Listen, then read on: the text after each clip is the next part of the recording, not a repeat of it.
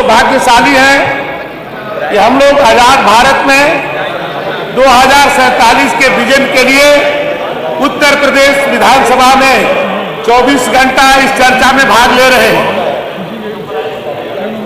देश की आजादी के लिए दूसरी लड़ाई नहीं होने वाली है और हम सबको इस देश को विकसित करने में आज चर्चा में भाग लेने का सौभाग्य प्राप्त हुआ है।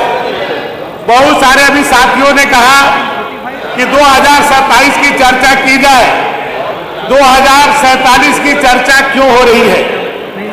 हम लोग सौभाग्यशाली हैं लाखों लोगों में से कि हम लोगों को 2047 के विकसित भारत और विकसित भारत में उत्तर प्रदेश का योगदान पर चर्चा करने का अवसर मिला है।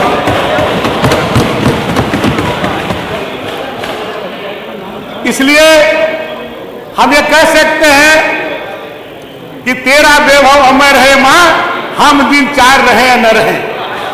2047 में हम लोग रहे या न रहे, लेकिन आज जो हम लोग उत्तर प्रदेश के बारे में जो चर्चा कर रहे हैं वो आने वाली पीढ़ी इसको याद रखेगी। इसलिए दलगत भावना से ऊपर उठ करके ये अवसर माननीय योगी आदित्यनाथ जी हम सबको दिए हैं, इस अवसर का लाभ उठाना चाहिए।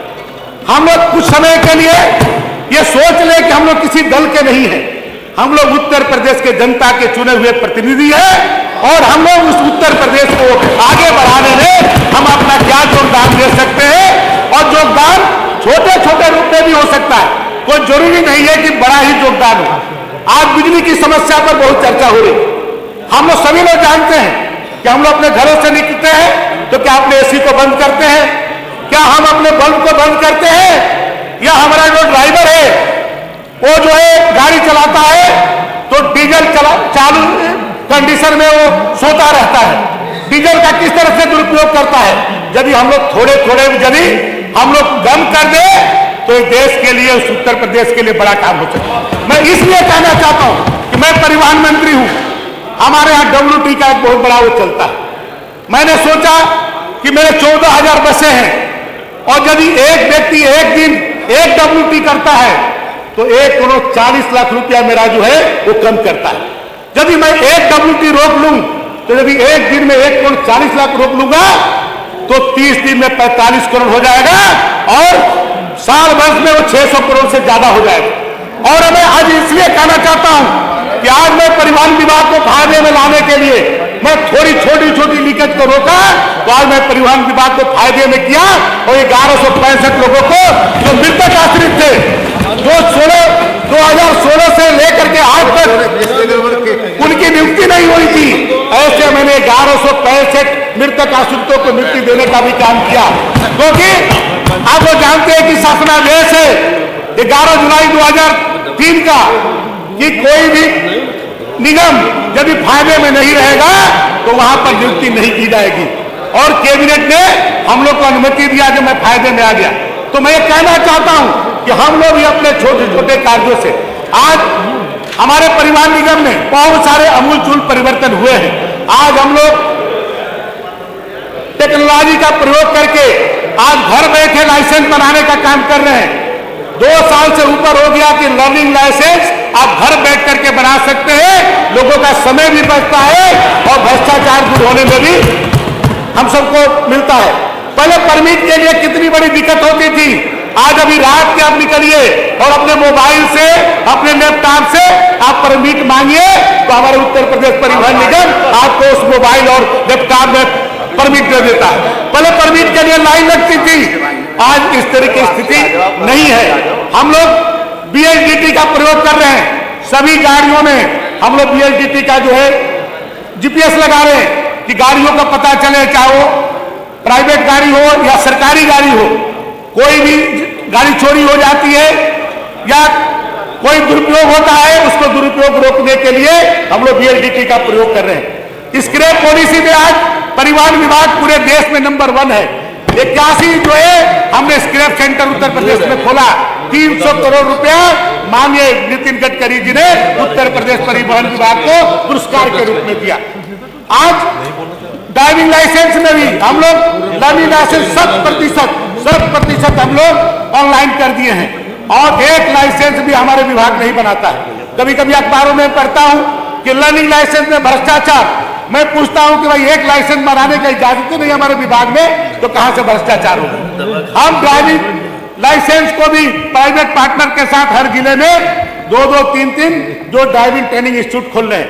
पहले हवाई अड्डे में जो सिमुलेटर का प्रयोग होता था, अब जो हमारे उत्तर प्रदेश के ड्राइविंग लाइसेंस लेने के लिए भी सिमुलेटर का प्रयोग होने जा रहा है।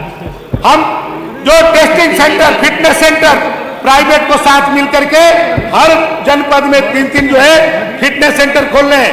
2,500 करोड़ रुपया का इन्वेस्टमेंट केवल फिटनेस सेंटर के द्वारा हमको प्राप्त हुआ है। आज उत्तर प्रदेश परिवहन विभाग बदल रहा है। मेरी जो बसें हैं, आप लोग पहले कहते थे खटारा बसें चल रही हैं, आज पूरे देश में मैं कहता हूं कि नंबर 2 पर मैं हूं। हमसे ज्यादा केवल औसत आयु बसों की केवल महाराष्ट्र की है। 5.5 वर्ष केवल हमारे बसों की औसत आयु है, और 6 महीने के अंदर पूरे देश में नंबर 1 मैं हूंगा, उस पर भी बसों में भी। जब मैं मंत्री बना था तो 8,500 बसें थी मेरे पास उत्तर प्रदेश परिवहन निगम की, और आज मैं 9,000 से ज्यादा नई बसें खरीद चुका हूं, और अभी 3,000 बसें हमारी ऑर्डर है। अभी इलेक्ट्रिक बसें केवल जो है 15 शहरों में चलती थी, अब हम 2 सिटियों को जोड़ने के लिए भी अटल बिहारी वाजपेयी इंटरसिटी बस भी चलाने जा रहे हैं। अब ग्रामीण क्षेत्रों में भी योगी आदित्यनाथ जी ने हम लोग को बजट में पैसा दिया है, ग्रामीण क्षेत्रों में भी अब इलेक्ट्रिक बसें भी चलेंगी। अभी आपने देखा होगा कुंभ के समय में शटल सेवा पूरे निःशुल्क 2 महीना हम लोगों ने चलाया। अयोध्या में राम मंदिर के निर्माण के समय 2 महीने तक 300 बसें निःशुल्क चली। अभी हमारी माताएं बहनों को अभी रक्षाबंधन हुआ, पिछले बार 2 दिन का छूट दिए थे हम लोग, उसके पहले 1 दिन का। इस बार योगी जी ने कहा कि 3 दिन की छूट। 8 तारीख, 9 तारीख, 10 तारीख, 8 तारीख के सुबह 6 बजे से 10 तारीख के रात के 12 बजे तक की छूट मिली।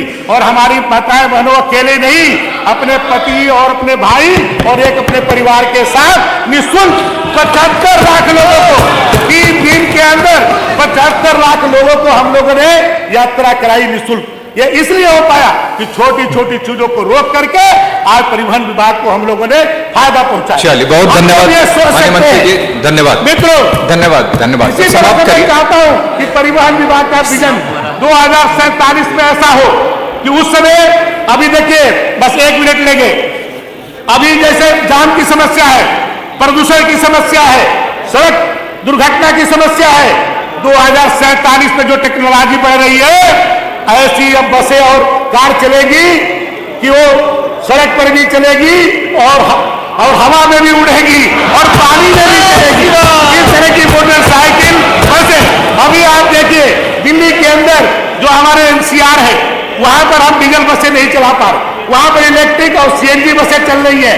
और AI के माध्यम से आप अभी हम लोग चालान करते हैं तो भी कैमरे से चालान करते हैं, आने वाले दिनों में चालान ही नहीं करेंगे। चालान के बाद आपने कौन सी गलती की वो भी आपको बताने का काम करेंगे, और वहीं से आपका जो है शुल्क काट करके आपको उसे मुक्त भी करने का काम करेंगे। और हम लोगों ने अभी 22 से लेकर के 17 से लेकर के 22 तक 8,53,000 चालान को भी निःशुल्क जीरो करने का काम किए। और दिल्ली का हमारे बहुत भाई है नोएडा के भी है, आप पहले दिल्ली से नोएडा आते थे तो आप देखते थे कि जो है गाड़ियां जो टैक्सी होती थी तो रोक ली जाती थी। आज हम लोगों ने टैक्स फ्री कर दिया कि कोई भी दिल्ली का या हरियाणा का कोई व्यक्ति हमारे NCR क्षेत्र में आएगा तो उसको टैक्स नहीं देना पड़ेगा। आज कोई गाड़ी नहीं रोकी जाती। आज वही परिवहन विभाग आज कितना परिवर्तन लाने का काम किया है, और आने वाले दिनों में आप जब देखेंगे तो इस तरह से हम ये चाहते हैं कि सभी लोग थोड़े थोड़े करके अपने अपने क्षेत्रों में थोड़े थोड़े इस देश के लिए कुछ करना सीख लेंगे। उस दिन हम लोग 2047 दुनिया का सबसे बड़ा ताकतवर देश कोई होगा तो भारत होगा। भारत में उत्तर प्रदेश सबसे बड़ा ऐसा प्रदेश होगा जो भारत को विकसित करने में सबसे बड़ा योगदान देगा, तो उत्तर प्रदेश देगा। योगी आदित्यनाथ और नरेंद्र मोदी जी के नेतृत्व में, क्योंकि मोदी और योगी दोबारा पैदा इस सदी में नहीं होंगे। योगी जी के 6 भाई हैं, मैं पूरे सदन से यदि कहूं 6 भाइयों का नाम बता दो तो आप नहीं बता पाओगे। आप दर्जनों अपने घर में नेतृत्व रखने का काम आप करते हैं। जोगी जी मुख्यमंत्री बनने से पहले एक ऐसे मटके मठाधीश चाहते तो अपने परिवार को समृद्ध कर सकते थे, लेकिन पिता की मृत्यु के बाद भी उत्तर प्रदेश के लोगों को कोरोना में कैसे, चलिए बहुत बहुत धन्यवाद श्री अशोक कोरी जी, और वो नहीं गए। श्री अशोक कोरी जी और जोगी के विजन को स्वीकार करिए और भारत को विकसित करिए। अशोक कोरी जी नहीं है, बोलिए।